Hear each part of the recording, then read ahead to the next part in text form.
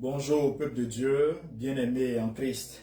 Merci à vous pour votre fidélité à notre Seigneur Jésus, pour ce que vous répondiez toujours, excusez-moi, présent à l'appel de Dieu.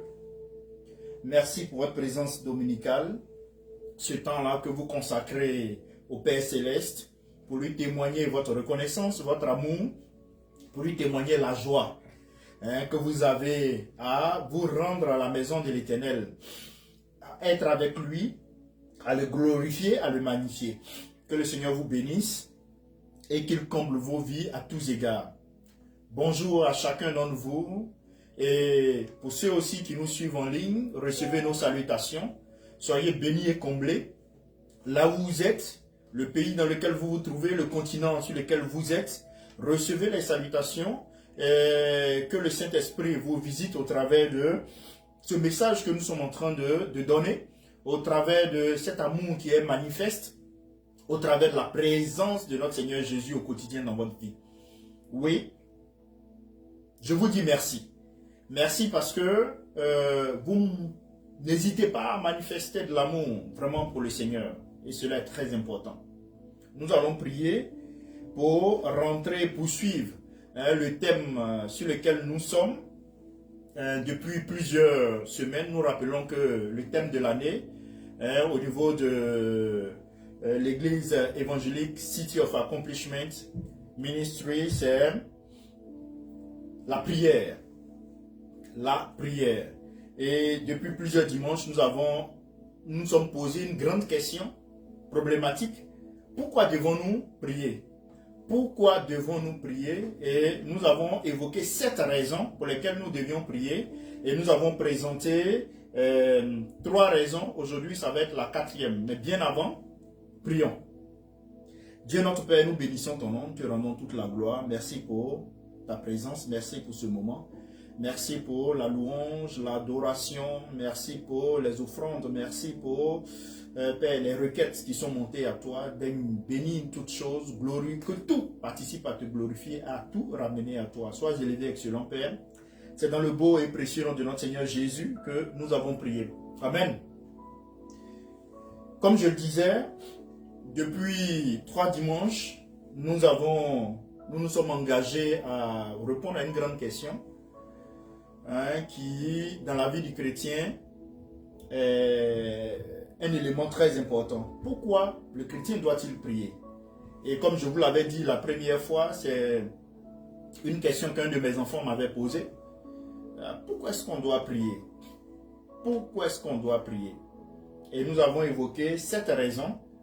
Et chaque dimanche, depuis lors, nous avons présenté une des raisons par dimanche pour pouvoir être un peu plus explicite. Aujourd'hui, ça va être la 4e raison. Le temps pour moi de vous rappeler les 3 premières raisons. La première raison pour laquelle nous devions prier, c'était que Dieu recommande cela. Dieu nous recommande. Donc, par obéissance à notre Dieu, nous devons prier.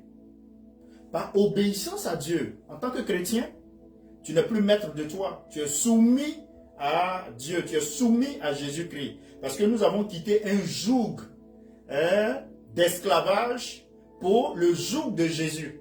Mais là, nous sommes des esclaves de Jésus avec un bon maître qui nous aide à porter le joug. Donc, nous ne dépendons pas de nous-mêmes. Notre vie ne dépend pas de nous. Et quand celui qui nous a rachetés, celui qui nous a délivrés, celui qui nous a arrachés à la boue, nous dit que tu dois prier, obéissance, et on prie. Donc, pourquoi est-ce qu'on doit prier? La première raison, c'est parce que Dieu nous demande de prier.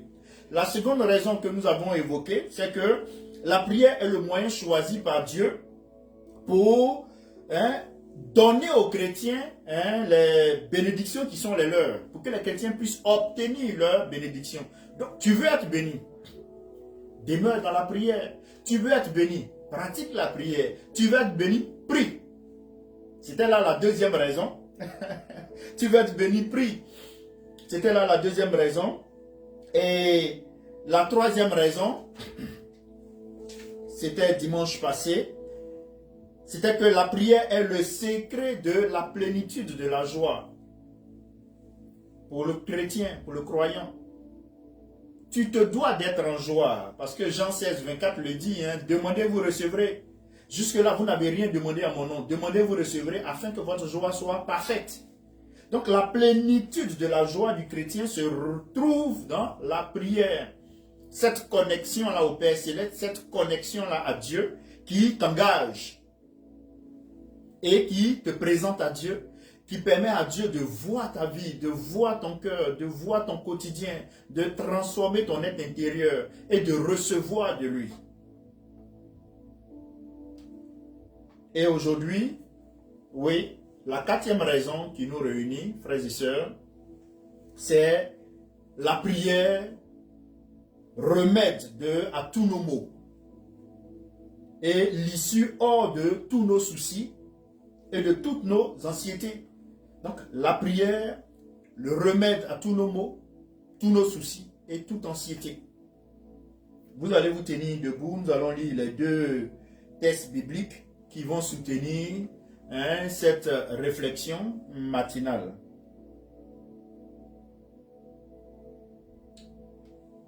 Le premier texte est contenu dans Philippiens, le chapitre 4, les versets 6 à 7. Philippiens, le chapitre 4, les versets 6 à 7. Et le second texte sera dans 1 Pierre, le chapitre 5, le verset 7. Donc, je fais la lecture. Philippiens, le chapitre 4, le verset 6 à 7.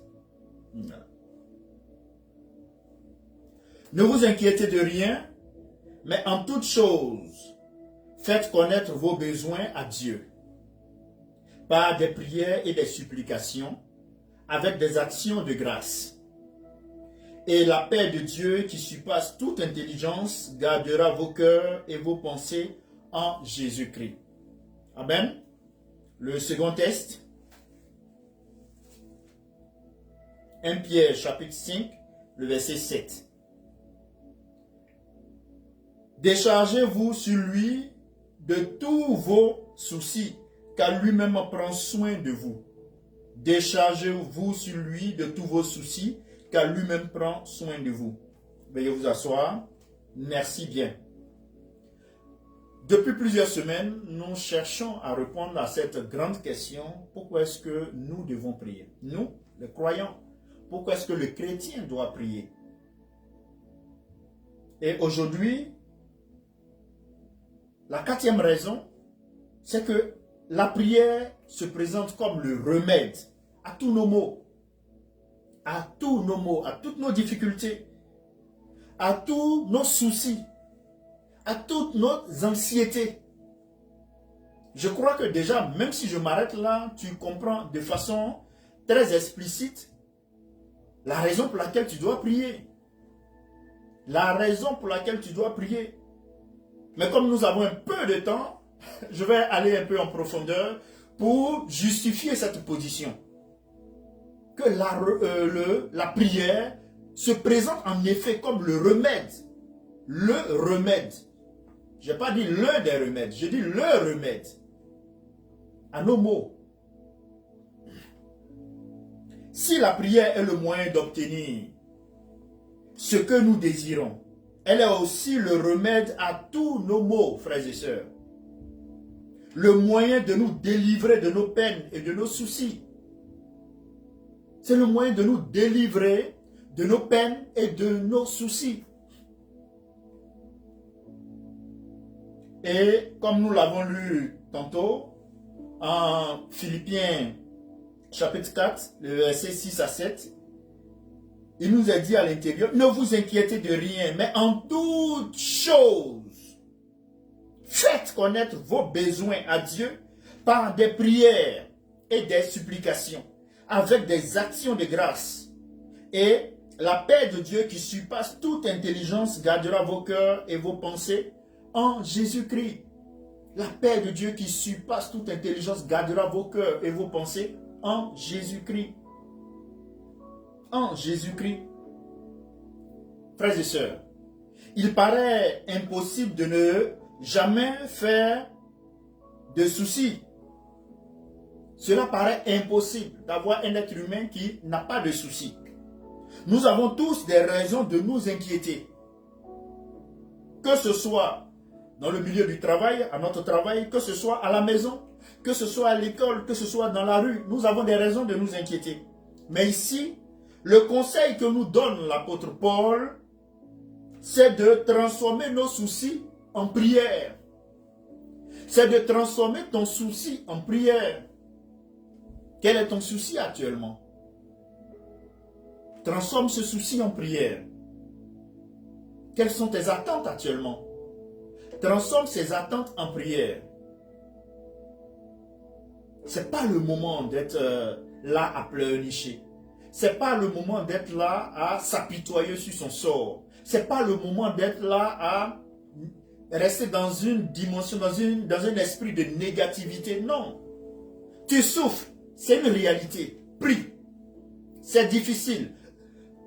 Mets-toi devant le Seigneur. Il a dit, par des prières, des supplications. Fais savoir à Dieu que tu souffres, tu as mal dans le corps. Tu as mal dans ton être intérieur. Tu n'arrives pas à avancer. Dis-le au Seigneur. Voici un projet qui se présente à toi, colossal. Gauche, droite, tu n'as pas d'issue. Présente cela au Seigneur. Présente cela au Seigneur. Dans ton foyer, il y a des difficultés. Avec tes enfants, l'éducation des enfants, il y a des difficultés. Présente cela au Seigneur. Au niveau de ton emploi, il y a des difficultés. Un temps de récession qui veut emmener à des licenciements. Mais présente ça au Seigneur. Tu es un cultivateur, les marchandises ne s'achètent pas comme il se doit. Les produits agricoles ne s'achètent pas comme il se doit. Présente cela au Seigneur. Tu es chrétien, tu ne dois pas avoir la même attitude que les autres. Nous voulons moins nous tourmenter, frères et sœurs. Prions plus. Prions plus. Dès que nous commençons à nous inquiéter, tu fais une pause et tu commences à prier. Dès que tu commences à t'inquiéter, tu fais une pause et tu commences à prier. Ne vous inquiétez de rien. Dis la parole de Dieu. Les chrétiens ne devraient pas être écrasés de soucis. Dans l'anxiété, pour quoi que ce soit. Normalement, on ne devait pas être écrasé par les soucis, on ne devait pas être écrasé par l'anxiété parce que nous avons le remède. Le remède à cet état d'âme, frères et sœurs, c'est faites connaître vos besoins à Dieu. Par des prières, des supplications, avec des actions de grâce. Tu sens les soucis, tu sens l'anxiété, tu sens les maux. Le remède, c'est le créneau de la prière. La présentation de tes besoins à Dieu dans la prière. Les supplications, les actions de grâce. Frères et sœurs, vous et moi sommes appelés à triompher par la prière dans toutes les situations qui se présentent à nous. Ainsi, de jour comme de nuit, et de jour en jour, le chrétien doit pouvoir voir ses craintes et ses soucis s'évanouir. Son cœur est gardé dans un état parfait. Dans une paix parfaite. Parce que de jour en jour, tu es présent, connecté à la source d'eau vive. Tu es dans ce remède-là qui accorde la santé. Tu es dans ce remède-là qui balaie les soucis. Tu es dans ce remède-là qui apporte la solution à l'anxiété. Tu es dans ce remède-là qui apporte la solution aux soucis, qui est la prière. Raison de plus que tu pries, mon frère, ma soeur. Et tu verras que ton cœur sera gardé dans une parfaite paix. Comme on l'a lu en Philippiens 4:6 tout à l'heure. En Philippiens 4:6 tout à l'heure. Frères et sœurs, notre Dieu a promis à ceux qui lui exposent leurs besoins, ainsi leurs besoins, Que la paix de Dieu qui surpasse toute intelligence gardera leur cœur et leurs esprits en Jésus-Christ. Donc, tu vois la promesse qui accompagne cela. Tu vois la promesse qui accompagne cela. Quand tu rentres dans cette dimension de demeurer dans la prière pour exposer à Dieu tes besoins, au travers de la prière, des supplications et des actions de grâce, la paix, tu as dit, notre Dieu de paix promet maintenant garder ton cœur dans cette paix-là qui n'est pas donnée par les hommes. En qui? En Jésus. Tu ne peux pas être gardé en Jésus, être troublé. Ce n'est pas possible. Ce n'est pas possible. C'est pas possible. Jésus était dans la barque avec ses disciples. Il y avait la tempête, mais lui, il dormait paisible. En Jésus, nous avons la paix, quelles que soient les turpitudes de ce monde. Quelles que soient les tempêtes autour de nous. Mais en Jésus, nous avons la sérénité et la paix. Et c'est ce remède-là que le Seigneur te donne. Aujourd'hui, mon frère et ma soeur.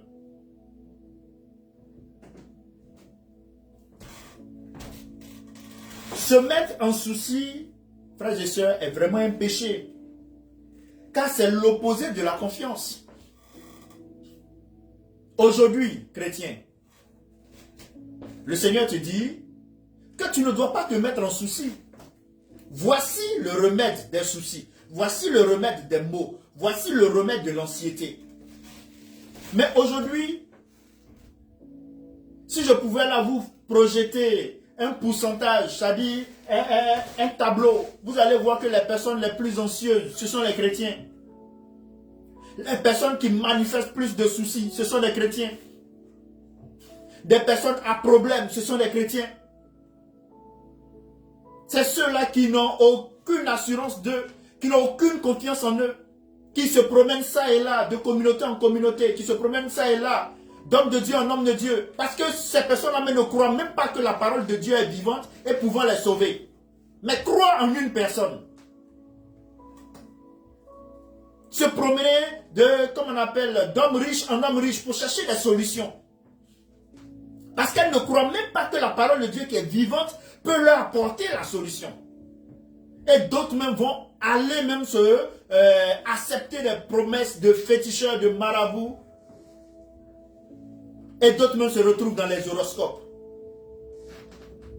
Pour essayer de deviner un peu leur avenir. Parce qu'ils sont dans un temps trouble. Est-ce que la projection astrale à venir ne va pas leur permettre de dire que dans peu de temps ils vont sortir de leurs problèmes. Et on retrouve les chrétiens dans ces chemins-là.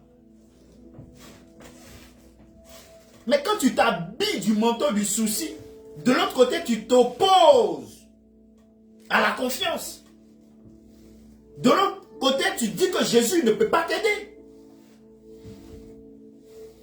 C'est le chrétien là, tu vas le trouver, il est là, lamoyant, tout en train de pleurer sur son sort. Tout en train de pleurer sur son sort. Alors que la solution est là, la Bible, que vous ne lisez même pas.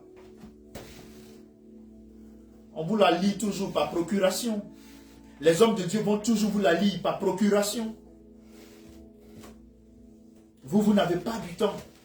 Vous êtes trop préoccupé par cette vie, par vos richesses, par vos loisirs, par votre repos. Les chrétiens aiment le sommeil, aiment dormir. Et sont surpris de voir la pauvreté à leur porte. Et sont surpris de voir les problèmes à leur porte. Et sont surpris de voir la malédiction à leur porte. Mais pourquoi attendre d'être dans les problèmes avant d'aller fléchir genoux? Tu peux avoir une vie équilibrée en étant continuellement connecté au Seigneur de jour en jour. Excusez-moi. De jour en jour. Ça t'anticipe des problèmes. Ça te règle des problèmes à venir.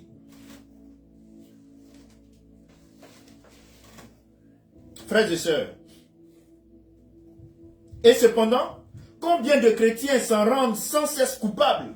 Ils perdent leur joie. Ils vivent dans l'incertitude, harassés par des fardeaux qu'ils ne devraient pas porter. par des craintes qu'il ne devrait pas entretenir. Et le secret pour mettre fin à cela, frères et sœurs, c'est tout simplement d'apporter nos soucis à Dieu, jour après jour, dans la prière et la supplication avec des actions de grâce. C'est tout. Je ne suis pas en train de dire que tu ne vas pas avoir de problème.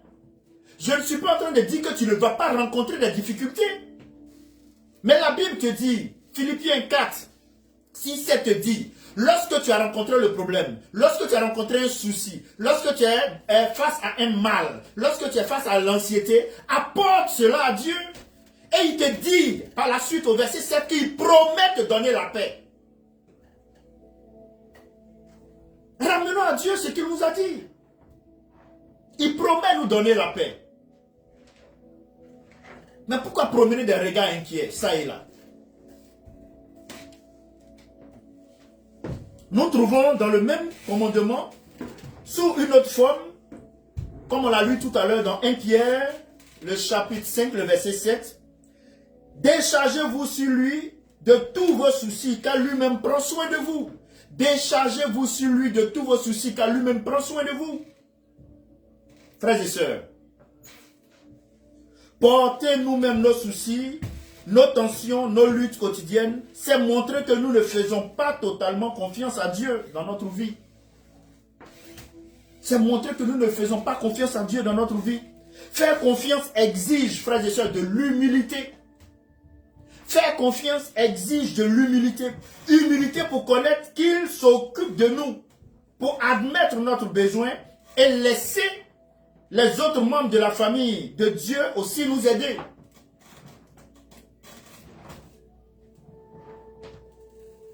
Parfois, nous pensons que les épreuves provoquées par notre péché ou par notre folie n'intéressent pas le Seigneur. Bien au contraire. Bien au contraire. Il est juste patient, il attend que nous nous retournons à lui.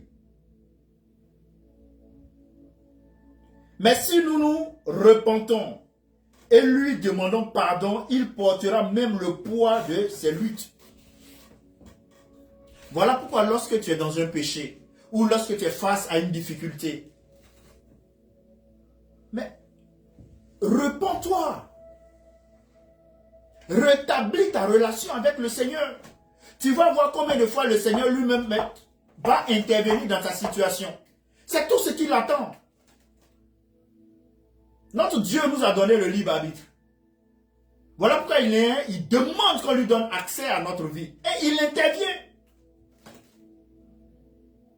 Mais lui donner accès à ta vie, c'est établir une connexion entre toi et lui. C'est rétablir la situation. Quand ton péché a créé un pont entre toi et lui, mais ta repentance rebâtit le pont entre toi et Dieu. Quand tu te repens et tu abandonnes le péché, le pont qui mène à Dieu est un pont qui est rebâti sans péage.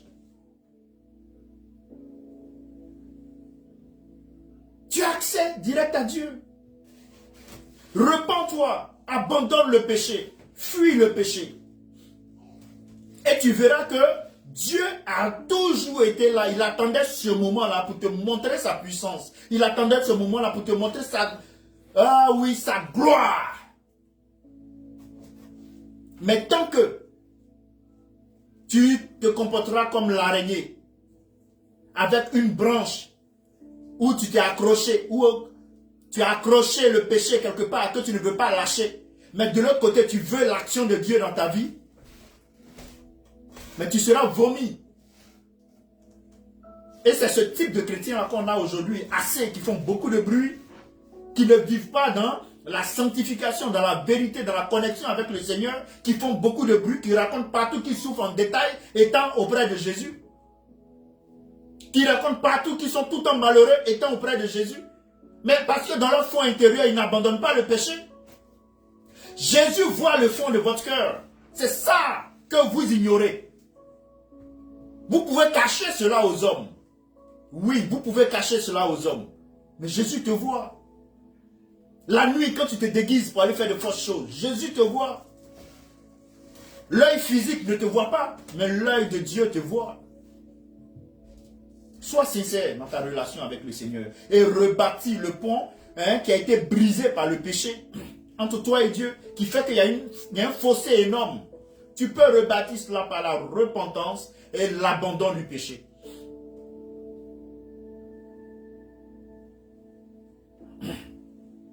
Frères et sœurs, tout chrétien authentique devrait être caractérisé par un état d'âme calme et paisible, exempt de tout ceci, le cœur rempli d'une paix profonde que l'homme naturel ne peut jamais atteindre, car le monde est incapable de te donner cette paix-là. Et là, voilà la marque évidente du vrai disciple de Christ.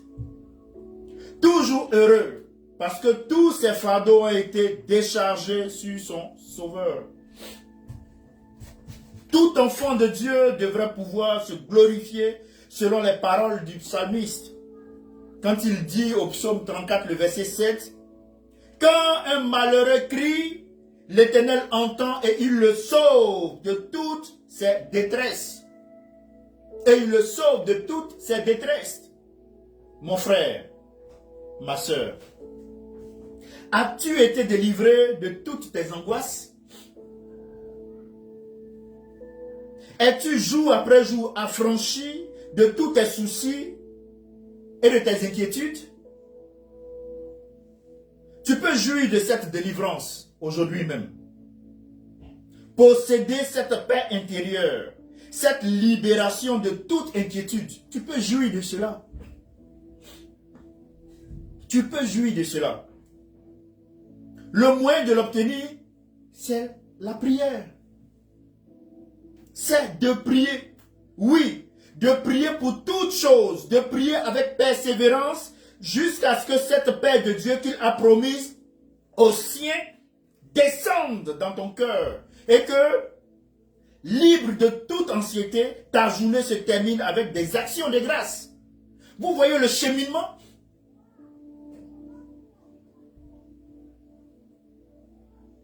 Dieu t'a promis la paix. Mais quand dans la prière, tu soumets à Dieu tes besoins, tes problèmes, tu persévères dans la prière jusqu'à ce que cette paix que Dieu a promis descende dans ton cœur. Et que libre de toute anxiété, tu es maintenant dégagé de toute anxiété.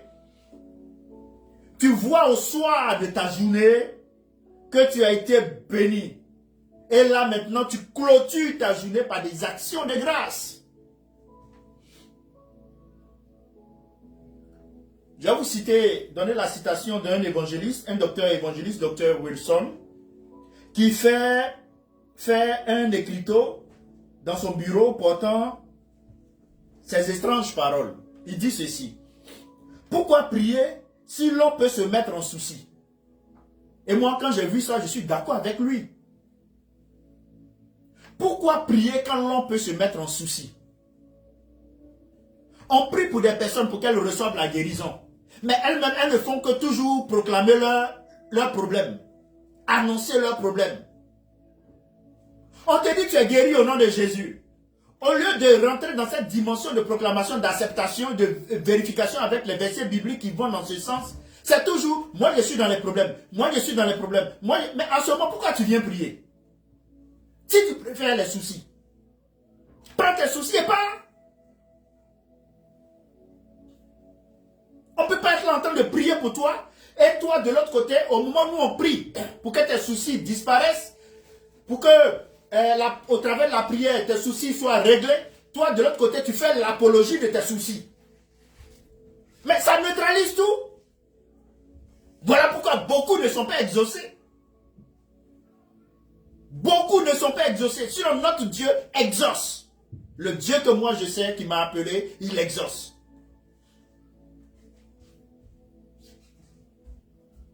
Et si l'évangéliste Wilson écrit « Pourquoi prier si l'on peut se mettre en souci ?» On voit que cela exprime l'état d'âme de la majorité des chrétiens. Oui. Tu pries pour eux, rien ne se passe dans leur vie. Des fois même, tu ne fais pas attention, tu vas commencer à douter de toi. Alors que c'est eux qui ne sont pas conformes. Vous ne jouez pas sincère. Vous n'êtes pas sincère dans les diagnostics. Vous n'êtes pas sincère dans ce que vous dites.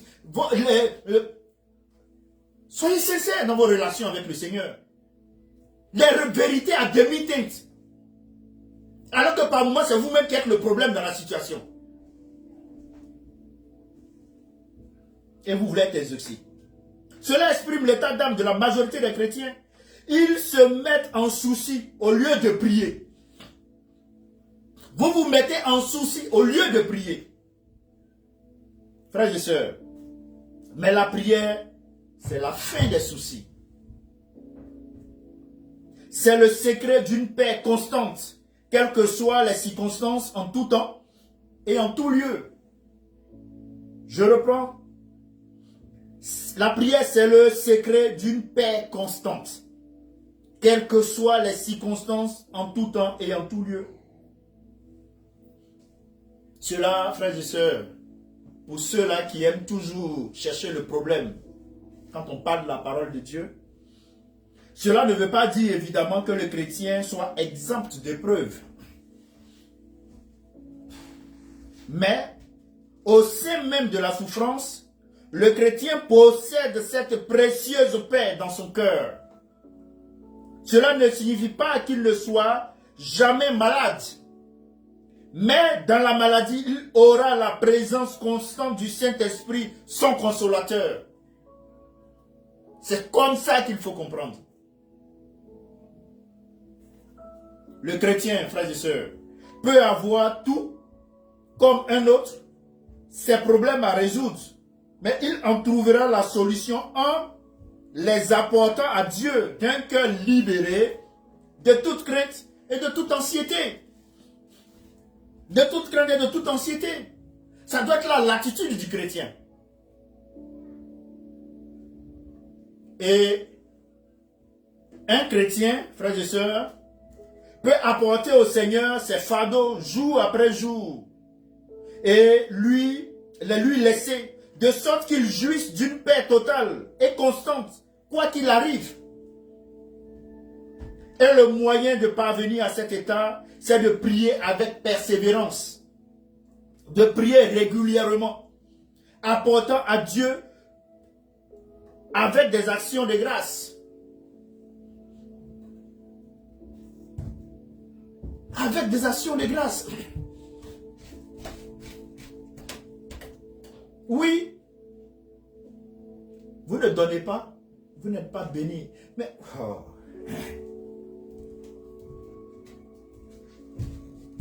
certains parmi vous sont malades parce que vous êtes méchants. D'autres sont malades parce que vous êtes égoïstes. D'autres sont malades parce qu'ils ne sont pas reconnaissants. Vous allez prier pour des personnes pour qu'elles rentrent dans le mariage. Le jour du mariage même, toi qui as prié, jeûné pour eux, là, on ne t'informe pas. Mais ça, c'est pas malédiction, ça. C'est pas ingratitude, ça. Vous allez prier pour quelqu'un, la personne reçoit la guérison. Comme elle a reçu la guérison, elle disparaît.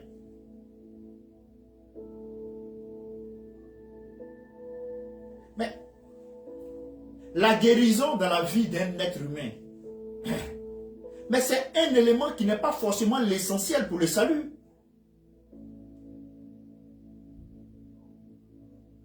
Je peux prier pour que toi, handicapé, tu puisses marcher. Mais qu'est-ce qui prouve que demain, tu ne pourras pas faire un accident encore et puis perdre une autre jambe? Tu peux encore faire un accident. Donc l'essentiel pour toi, chrétien, c'est le salut, la vie éternelle. On a vu Lazare et comment on appelle, et le riche, le pauvre Lazare. Mais le pauvre Lazare, arrivé au paradis, il était à l'aise. Mais le riche était en enfer. Mais le pauvre Lazare mangeait dans les poubelles pendant qu'il était sur terre. Donc toi aussi, tu peux crouler sous la maladie. Tu peux crouler sous l'endettement. Tu peux crouler sous les difficultés. Mais garder ton cœur en paix. Et puis aller au ciel. Mais si ton objectif c'est seulement la guérison, ton objectif c'est seulement avoir des biens, avoir la paix ici sur cette terre, mais tu peux l'avoir et puis perdre aussi le ciel. Qu'est-ce qu'il faut choisir? Il faut choisir l'éternité. Il faut choisir l'éternité. Donc pour vous, pour qui ont pris, qui recevaient la guérison, qui ne venaient pas dire que vous avez été guéri, comme c'est dit le prêtre, c'est un seul qui est revenu dire, oui, la maladie va, viens. Tu as été guéri aujourd'hui, tu peux tomber malade demain. Ce n'est pas ça l'essentiel. Mais déjà, en ayant cette attitude de reconnaissance, tu es en train de bâtir ta vie, une vie de foi, une vie de considération, de respect à Dieu. Pas envers un homme.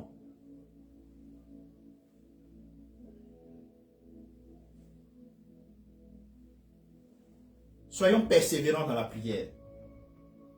Soyons réguliers dans la prière. En apportant à Dieu, avec des actions de grâce, nos besoins, nos attentes. Frères et sœurs, es-tu oppressé sous un lourd fardeau? Mon frère et ma sœur, est-ce que tu es oppressé sous un lourd fardeau? Deux fois, ce n'est pas forcément le péché. Tu as un projet immense. Mais même moi qui vous parle par moment, je suis oppressé. Oppressé sur des fardeaux. Avec les campagnes d'évangélisation qu'on organise. Avec les familles à soutenir. Avec le ministère ici en Amérique, le ministère au pays. En Afrique. Ça demande beaucoup d'argent. Ce sont des fardeaux. Mais je vais voir qui? Jésus. Des familles sont dans le besoin, des veuves, des orphelins sont dans le besoin. Jésus. Jésus. Et c'est lui maintenant qui intervient dans la vie de ces personnes. Deux fois, il m'honore en passant par moi. Mais c'est Jésus. Donc ces fardeaux-là, ça peut être ça. Tu dois peut-être, tu as un grand projet que tu veux faire. Pour les autorisations, ici même, on a un grand projet ici. Mais pour avoir les autorisations, c'est compliqué. Jésus. Je vais avec assurance. Là où les gens disent qu'il n'y a pas de solution, je vais et ils arrivent à proposer des solutions. Je leur dis maintenant, réfléchissez là-dessus et puis révélez-moi. Jésus. Parce que je sais avec l'autorité avec laquelle je me déplace.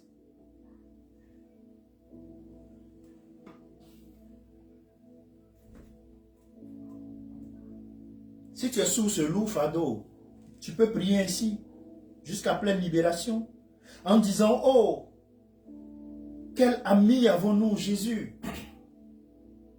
Lui qui porte nos péchés au calvaire, nos peines, nos soucis, ne seront plus. Pourquoi perdons-nous souvent notre paix? Succombons-nous sous le fardeau de nos peines? Parce que notre foi est incertaine. Seigneur, aide-nous. Ne comptons pas sur Dieu d'un cœur parfait. Ça, c'est une prière vraiment qui expose notre cœur à Dieu. Parce que c'est ça, nous ne comptons pas sur Dieu d'un cœur parfait. Est-ce que sincèrement, honnêtement, toi qui es là assis devant moi, toi qui me vois sur ce réseau social, tu comptes parfaitement sur Dieu? Est-ce que tu comptes parfaitement sur Dieu? Non. Je réponds à ta place. Parce que là même étant seul, tu veux encore tricher dans ta réponse. Tu ne comptes pas parfaitement sur Dieu. Frères et sœurs, j'aime bien prendre mon exemple. Et puis j'aime des témoins. Je compte sur Dieu. Et Dieu fait des exploits, même au dernier moment. Voilà pourquoi je l'appelle le Dieu du bon moment. Le Dieu du bon moment. Même quand tu t'attends à quelque chose, la date est presque arrivée. S'il n'a pas exaucé, tu es fidèle et puis tu t'attends encore à lui. Il va repousser la date.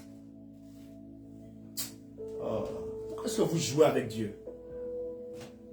Oui, on va te dire la date limite, c'est aujourd'hui, 22 septembre. Mais tu es patient. Jusque-là, il est 10 heures, il est 19 heures. Le Seigneur n'a pas encore intervenu. Tu es persévérant. Le Seigneur va, ceux-là, ils vont repousser la date. S'il veut que tu y sois. Ou à défaut, il va intervenir avant l'heure. Mais dans tous les cas, il interviendra. Garde cette dimension, cet état d'âme dans ta relation avec le Seigneur. Ne donne pas de place au doute. C'est normal en tant qu'humain de voir le doute par moment se promener un peu sur notre cœur. Mais il faut chasser cela, il faut réprimer le doute. Tu choisis d'avoir foi. Tu choisis d'avoir la confiance en Jésus. Malgré le doute. Malgré qu'on te dit qu'il est bientôt l'heure. Il est bientôt l'heure. Je choisis d'avoir confiance en Jésus. Même s'ils ont fermé.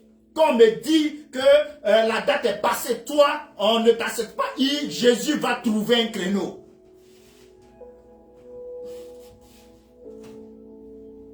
Frères et sœurs. Un croyant peut prendre l'habitude de faire de chacun de ses besoins, de ses problèmes, de ses fardeaux, un sujet de prière, obéissant ainsi à l'ordre de son Sauveur, qui nous dit, ne vous inquiétez donc point, ne dites pas que mangerons-nous, que boirons-nous, de quoi serons-nous vêtus. Et là maintenant nous nous retrouvons en Matthieu le chapitre 25, les versets Matthieu 6, pardon, les versets 25 à 31. Matthieu 6, les versets 25 à 31. C'est pourquoi je vous dis, ne vous inquiétez pas pour votre vie de ce que vous mangerez, ni pour votre corps, de quoi serez-vous vêtus. La vie n'est-elle pas plus que la nourriture, le corps plus que le vêtement? Pour la nourriture, les gens vont au péché. Pour le vêtement, les gens vont se corrompre, se compromettre, vendre leur corps, aller tisser des pactes avec l'ennemi, le diable, pour des vêtements, pour la nourriture. D'autres même vont jusqu'à tuer pour la nourriture. Verset 26. Regardez les oiseaux du ciel, ils ne sèment ni ne moissonnent, ils n'amassent rien dans des greniers. Et votre Père céleste les nourrit. Ne valez-vous pas beaucoup plus que... Verset 27. Qui de vous, par ses inquiétudes, peut ajouter un coudé à la durée de sa vie? Verset 28. Et pourquoi vous inquiétez au sujet du vêtement? Considérez comment croissent les lits des champs. Ils ne travaillent ni ne filent. Cependant, je vous dis que Salomon même, dans toute sa gloire, n'a pas été vêtu comme l'un d'eux. Si Dieu revêt ainsi l'herbe des champs, qui existe aujourd'hui et qui demain sera jeté au four, ne vous vêtira-t-il pas plus, à plus forte raison, gens de peu de foi? Et le verset 31, il conclut en disant, ne vous inquiétez donc point et ne dites pas, que mangerons-nous, que boirons-nous, de quoi serons-nous vêtus? Ce passage-là relate parfaitement ta vie. Tu es d'accord avec moi? Tu es d'accord avec moi? Les gens du monde sont préoccupés par ces choses. Ce sont là les problèmes qui les hantent chaque jour. Mais le chrétien qui possède dans le ciel un Père bien-aimé et qui sait ce qu'il peut lui remettre en toute confiance ses fardeaux, est à même de rechercher premièrement le royaume et sa justice, sachant que toutes ces choses lui seront données par-dessus tout. Comme le dit Matthieu chapitre 6, le verset 33. Il vous suffit juste de poursuivre le chapitre de Matthieu 6. Après, nous nous sommes arrêtés au 31, mais vous poursuivez 32-33. Frères et sœurs, notre relation avec le Seigneur doit être une relation de qualité. Cherchons à être des chrétiens excellents, des croyants excellents, remplis d'amour. Remplis d'amour. Cet amour-là, les gens du monde peuvent appeler cela que nous sommes naïfs. Les gens du monde, parce qu'on manifeste beaucoup d'amour, peuvent nous qualifier de naïfs. D'autres me diront, homme de Dieu, bâtis-toi des maisons d'abord, crée des entreprises. Quand tu vas avoir l'argent, tu pourras maintenant aider les autres. D'autres hommes de Dieu me disent ceci. Et moi, je leur réponds, c'est une très bonne stratégie. Mais qui me dit que j'aurai 2 semaines de plus sur la vie que j'ai aujourd'hui? Alors que les 2 semaines de plus que le Seigneur me donne, ou les 1 an de plus qu'il me donne, ou peut-être il me met des moyens à disposition, si j'utilise ça pour gagner des âmes, c'est pas plus qu'avoir des dizaines de millions, des dizaines d'entreprises. Oui, je préfère avoir des milliers d'âmes de gagner pour le Seigneur Jésus et n'avoir aucune maison, n'avoir aucune voiture. Je préfère d'avoir des âmes qui sont arrachées du chemin de l'enfer pour Jésus, qui sont arrachées de la perdition pour Jésus, qui sont arrachées de la prostitution pour Jésus. Même si c'est 2 ou c'est 3. Pour Jésus. Et je vous assure, les maisons, les voitures, le Seigneur va me les donner. S'il juge, bon. Mais je ne mets pas ça en avant pour faire l'œuvre. Je gagne d'abord les âmes. Je gagne d'abord des âmes. Je fais d'abord l'œuvre de Dieu, la volonté de Dieu. Maintenant, si lui juge bon, que je dois être un homme nanti, qu'il le fasse pour sa gloire. S'il juge bon, que je sois un homme rempli de richesses, qu'il le fasse pour sa gloire. Mais moi, c'est de gagner d'abord les âmes. C'est que les vies soient transformées par l'évangile vrai qui est donné. Par la manifestation de l'amour de Dieu, par la manifestation de la compassion.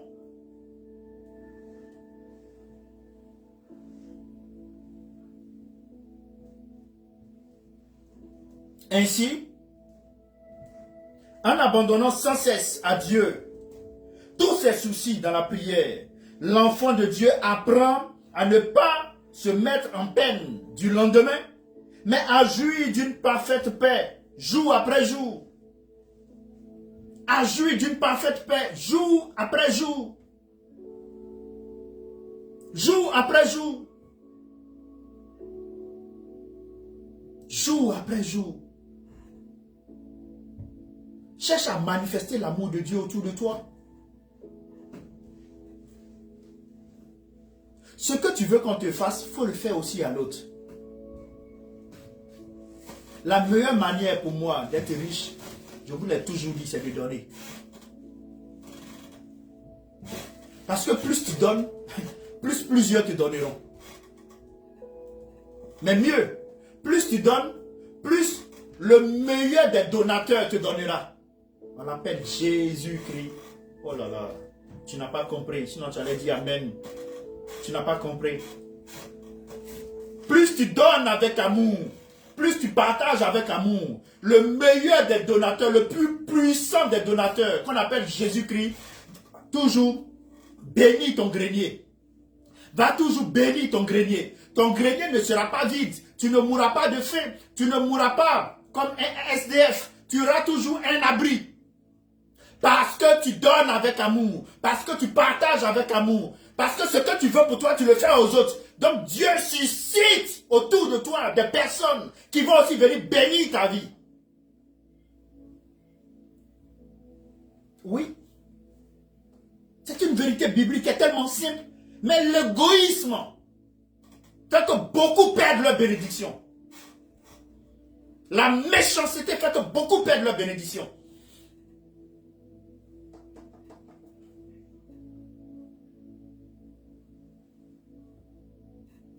Et certains même, dans l'église, parce qu'ils ont un peu d'argent, ils se croient plus sachants que Dieu, plus sachants que les hommes de Dieu. Plus sachants que celui-là qui est totalement au service du Seigneur. C'est eux qui vont venir donner conseil. En prenant pour prétexte Jétro. Oui. Jéthro est venu donner conseil de façon humble. Humble. Mais il n'est pas venu donner des conseils parce qu'il donnait de l'argent ou parce que financièrement il soutenait le ministère de Moïse. Et comme il soutient le ministère de Moïse, donc ce qu'il dit, ça doit être fait. Ce n'est pas dans cette dynamique. Donc tu peux soutenir un ministère, avoir une idée, et si ça ne convient pas à la volonté de Dieu, on ne la réalise pas. Il faudrait que toi aussi tu en sois conscient. Frères et sœurs,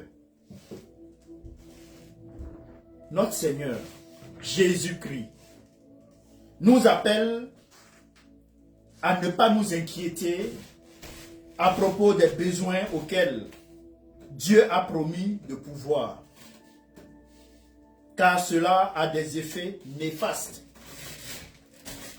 Oui, quand l'inquiétude, les soucis, l'anxiété, mais beaucoup de personnes se suicident ici en Occident à cause de l'anxiété. Beaucoup de personnes vont dans la dépravation sexuelle, dépravation au niveau des mœurs, à cause de l'anxiété.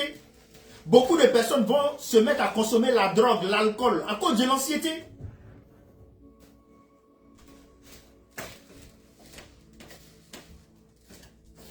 Jésus a promis faire face à nos besoins. Et je te le dis, Jésus a promis faire face à tes besoins. Normalement, tu dois dire Amen. Dites Amen. Jésus a promis faire face à tes besoins. Amen. Parce que si tu demeures dans l'anxiété, si tu demeures sous le pouvoir de l'anxiété, des soucis, des problèmes, voilà ce qui peut t'arriver. Cela peut porter atteinte à ta santé. Parce que tu es anxieux, tu vas tomber malade. Tu vas avoir problème de cœur, tu vas avoir problème de poumon, tu vas tomber malade. Cela aussi peut réduire ton efficacité. Mais imaginez quelqu'un qui est inquiet par rapport à son loyer. Ils vont venir le chasser tout à l'heure après le culte. Mais il est inquiet. Mais comment est-ce qu'il peut être efficace et concentré pendant le temps du culte? Jamais. Au travail, tu ne peux pas être rempli de soucis et puis être efficace au travail. Donc, ces problèmes-là t'empêchent, non seulement vont te donner la maladie, mais peuvent aussi t'amener à réduire ton efficacité. Ça peut aussi influencer négativement tes relations. Les relations que tu as autour de toi. Ça peut influencer négativement les relations autour de toi. Ça peut affaiblir ta capacité à faire confiance à Dieu. Ça peut affecter ta capacité à faire confiance à Dieu. Et c'est ceux-là, après qui deviennent rétrogrades, qui deviennent maintenant ceux-là qui s'opposent au corps du Christ. C'est ceux-là maintenant qui s'opposent aux chrétiens. Ils ont fait 50 ans dans l'église. Rien n'a marché pour eux. C'est eux-là maintenant qui vont décourager les nouveaux convertis. Qui vont décourager les jeunes à qui on demande de vivre dans la sanctification, dans la virginité avant le mariage. C'est ceux-là qui vont dire non, il faut goûter d'abord. Parce qu'ils ont un poids de péché sur eux.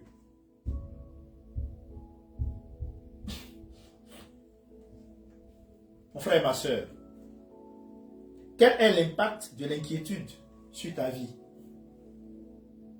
Quel est l'impact de l'inquiétude sur ta vie? Il y a une grosse différence entre l'inquiétude et une authentique préoccupation. Il y a une grosse différence entre l'inquiétude et une authentique préoccupation. Et cette différence est toute simple, mon frère et ma soeur. Elle est toute simple. La première va t'immobiliser. Et la seconde va te mobiliser. Elle te pousse à l'action. Quand tu es sous le poids de l'inquiétude, ça t'immobilise, ça t'étouffe, ça te tue. Mais quand tu as une authentique préoccupation, ça te pousse à l'action. Tu vas comprendre que comme j'ai besoin de telle chose, on m'a dit voici la solution pour avoir telle chose, c'est la prière. Et je vais prier, ça te pousse à prier.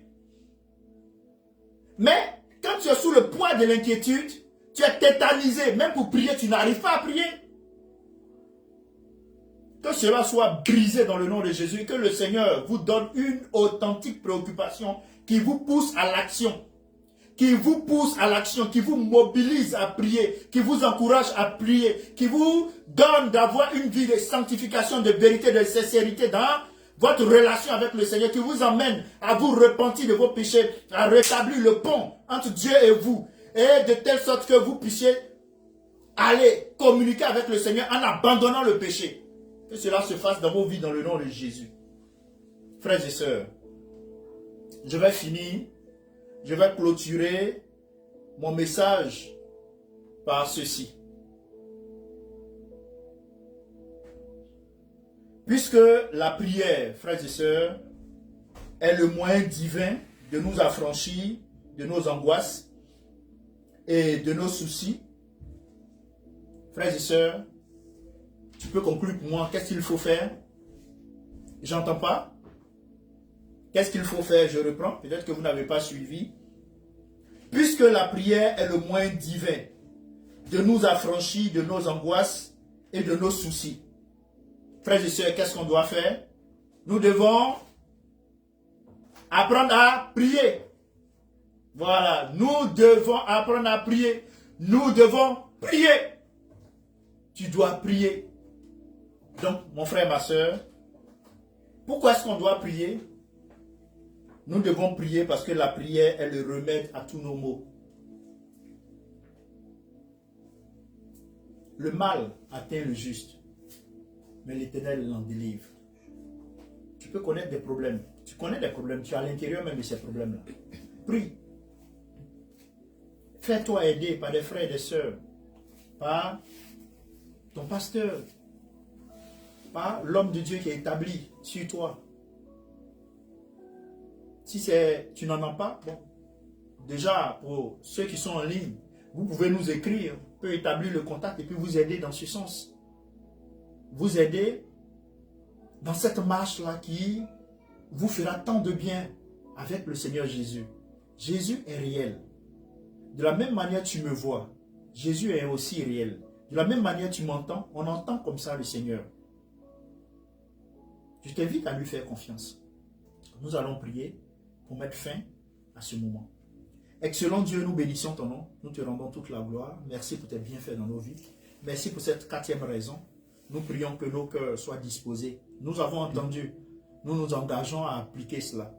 Nous avons entendu. Nous nous engageons à obéir. Nous avons entendu. Nous nous engageons à faire de cela, Père éternel Dieu, à faire de la prière notre quotidien, à faire de la prière ce remède-là qui nous guérit de tous nos maux. Merci de nous bénir. Merci d'éloigner de nous toute inquiétude et de nous donner des saines préoccupations qui vont nous engager, Père éternel Dieu, à l'action, à aimer la prière, à demeurer dans la prière, à aimer nos frères, à faire du bien autour de nous, à propager l'évangile, afin que des âmes soient gagnées, afin que des vies soient sauvées, pour la gloire de ton nom. Excellent Père, c'est dans le beau et précieux nom de notre Seigneur Jésus que nous avons prié. Ensemble, nous pouvons dire Amen. Amen. Que le Seigneur vous bénisse. Bon dimanche. À bientôt.